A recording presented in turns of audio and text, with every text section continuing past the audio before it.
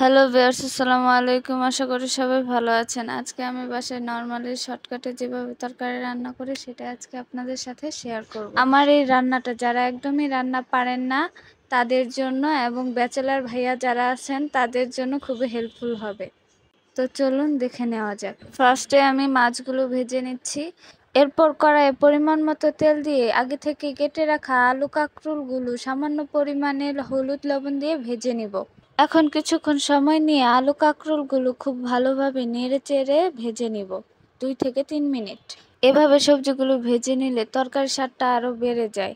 অনেকে আছে যে কাঁকরোল খেতে চায় না, তাদেরকে এভাবে রান্না করে দিবেন, দেখবেন তারাও পছন্দ করবে। এখন সবজিগুলো ভাজা শেষ, আলাদা একটা পাত্রে উঠিয়ে নিব।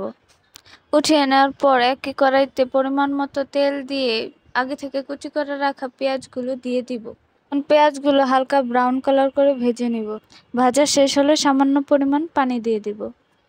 এখন দেব হাফ চামচ হলুদের গুঁড়া, 1.5 থেকে 2 চামচ মরিচের গুঁড়া, হাফ চামচ জিরার গুঁড়া, 1 চামচ ধনিয়া গুঁড়া।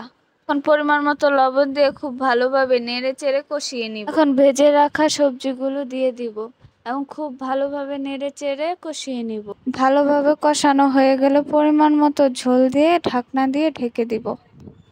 এখন ভেজে রাখা মাছগুলো তরকারিতে দিয়ে দিব এবং তরকারির ভালো ফ্লেভার আসার জন্য 4টা কাঁচামরিচ দিয়ে দিলাম। আমার ভিডিওটি যদি ভালো লেগে থাকে তাহলে লাইক, কমেন্ট, শেয়ার করে পাশে থাকবেন এবং প্রতিদিন নতুন নতুন ভিডিও পেতে চ্যানেলটি সাবস্ক্রাইব করে রাখবেন। ধন্যবাদ।